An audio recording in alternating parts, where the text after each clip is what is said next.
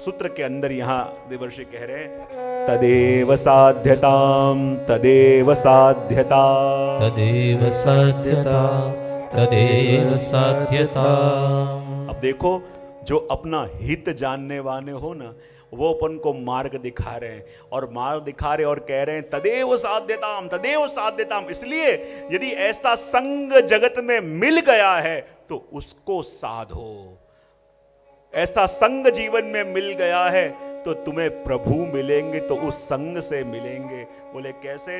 कि यदि शहर का कोई राजा हो और राजा का कोई नजदीक का कोई हो, और कहते हैं ना, यदि अपन जो राजा के बारे में सुनते हैं वो सुनते हैं जो दुनिया जानती है, पर राजा जब जाहिर में आता है, सब अपनी बातें सबको संबोधन करता है, तो राजा जब सभी के सामने होता है तब उसका स्वरूप कुछ अलग होता है, लेकिन जब एकांत में अपने निज जनों के संग बैठता है तब उसका स्वरूप अलग होता है।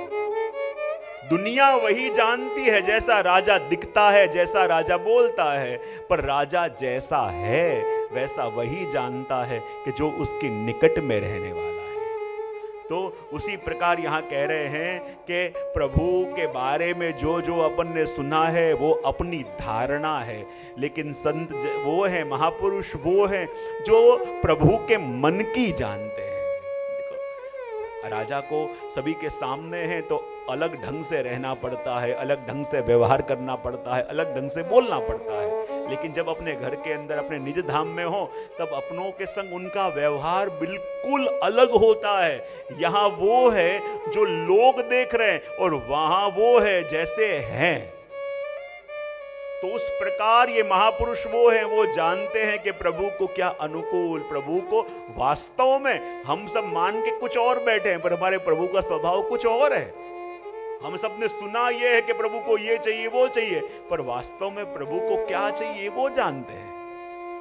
और यदि ऐसा कोई संग अपन को मिल जावे तो अपन को पता चले कि वास्तव में उनका स्वरूप क्या है। इसलिए कहते हैं ना कि सखियो याद दिवावत रहियो, समय पाए के वृथा हमारी कबहू युगल सो कहियो। और कहते हैं कि ऐसे महापुरुष कौन हैं, तो हमारे भगवती जन कल्पना करते हैं और ये दर्शन करते हैं कि प्रभु तो भीतर कुंज में विराज रहे हैं, और हम सब कौन हैं कि जिनका अभी कुंज में प्रवेश नहीं है, हम सब बाहर खड़े हैं। पर कोई एक सखी जन ऐसे हैं जो भीतर भी जाते हैं और बाहर भी आते हैं, जिनको भीतर प्रभु क्या कर रहे हैं वो भी खबर, और हम किस अवस्था में खड़े ये भी उनको खबर है।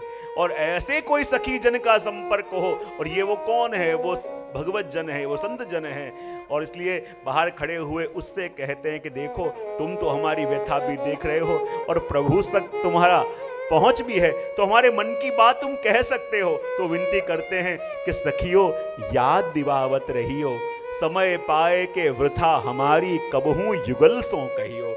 कि हे सखीजन तुम्हारा प्रवेश तो भीतर है, और जब तुम भीतर जाओ और जिस समय प्रभु और स्वामी जी बड़े प्रसन्नता में विराज रहे हो, बड़े आनंद में विराज रहे हो, तब जाके उनके कान में हमारा नाम कहना और कहना कि प्रभुजन आपका एक जीव बाहर खड़े खड़े आपकी प्रतीक्षा कर रहा है, और कृपा करके उसकी सुधि आप लो। और वो कहते हैं कि हमारे कर्म तो ऐसे कठोर हैं, हो सकता है कि हमारा नाम सुन के प्रभु क्रोधित भी हो जावे, और यदि तापे क्रोध करें तो हे सखी हंसी हंसी सहियो, पर सखियो याद दिवावत रहियो। यदि क्रोध करें तो हंस हंस के सह लेना, पर उन्हें याद दिवावत रहना।